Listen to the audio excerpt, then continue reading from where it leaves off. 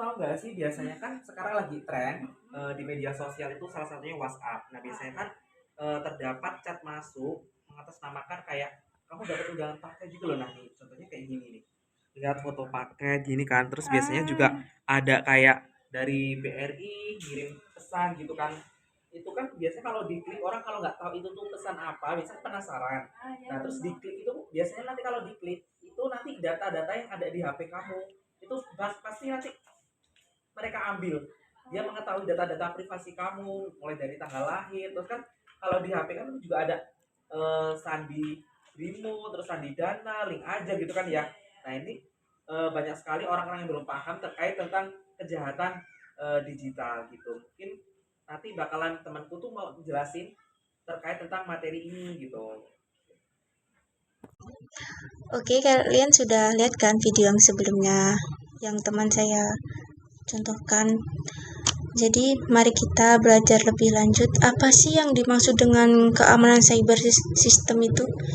Jadi, keamanan cyber security merujuk pada upaya dan langkah-langkah yang diambil untuk melindungi sistem komputer, jaringan, perangkat, dan data dari ancaman cyber. Cyber security berfokus pada pelindungan terhadap serangan dan kebocoran data yang berpotensi merugikan organisasi atau individu. Keamanan cyber security melibatkan berbagai aspek, termasuk teknologi, kebijakan, praktik, dan kesadaran pengguna. Tujuannya adalah untuk mengidentifikasi, mencegah, memantau, dan merespon serangan cyber dengan tujuan melindungi integritas, kerahasiaan, dan ketersediaan sistem dan data. Beberapa aspek penting dari keamanan cyber security. Yang pertama, potensi dan pengamanan. Mengimplementasikan langkah-langkah teknis seperti firewall, enkripsi data, perangkat lunak, antivirus, dan sistem deteksi ancaman untuk melindungi sistem dan jaringan dari serangan cyber. Yang kedua, pengelolaan akses dan identitas.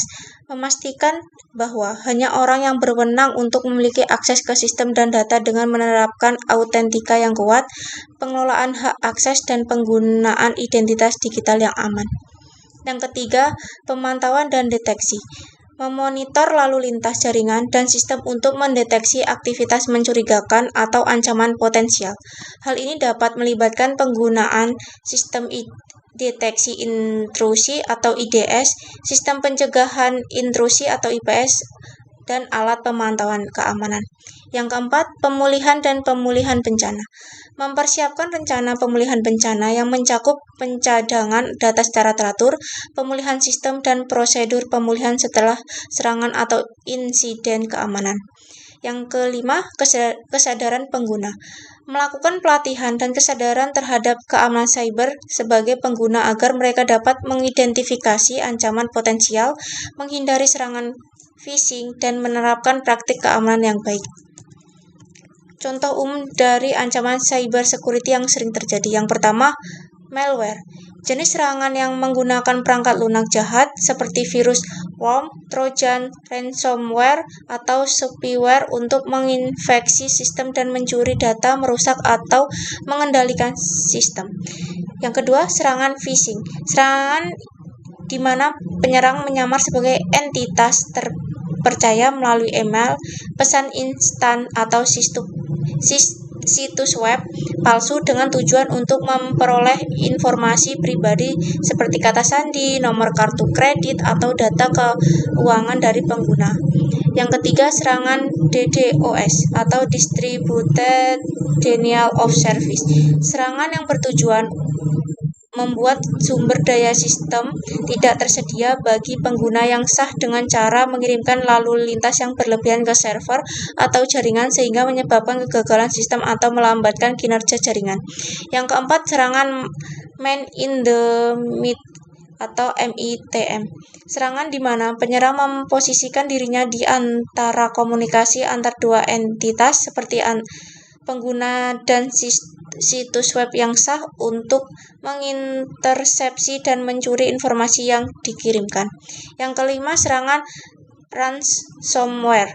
Serangan yang mengenkripsi data pada sistem korban dan meminta tebusan atau ransom agar data dapat dikembalikan. Jika tebusan tidak dibayar, data tersebut bisa hilang atau diunggah ke publik. Yang keenam, serangan kebocoran data atau data breach. Serangan di mana yang menyerang berhasil mengakses dan mengambil data sensitif dari sistem atau basis data yang tidak otorisasi. Data tersebut kemudian dapat digunakan untuk mencuri identitas, penipuan, atau kegiatan kriminal lainnya. Yang ketujuh, serangan password. Serangan di mana penyerang mencoba untuk menebak atau mendapatkan akses ke kata sandi menggunakan dengan metode seperti serangan kamus atau brute force atau serangan kata sandi yang umum. Yang ke-8, serangan zero day. Serangan yang memanfaatkan kerentanan atau celah keamanan yang belum diketahui oleh pihak yang rentan.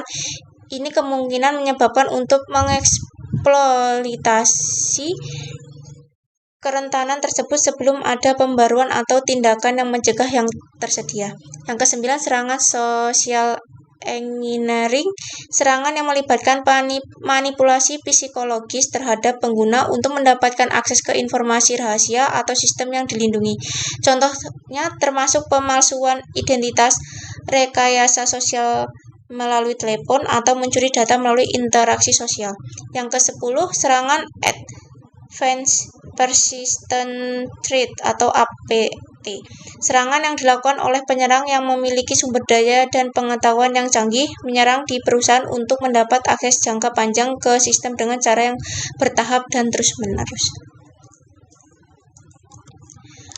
Oke, jadi itu tadi tentang apa sih yang dimaksud dengan keamanan cyber system.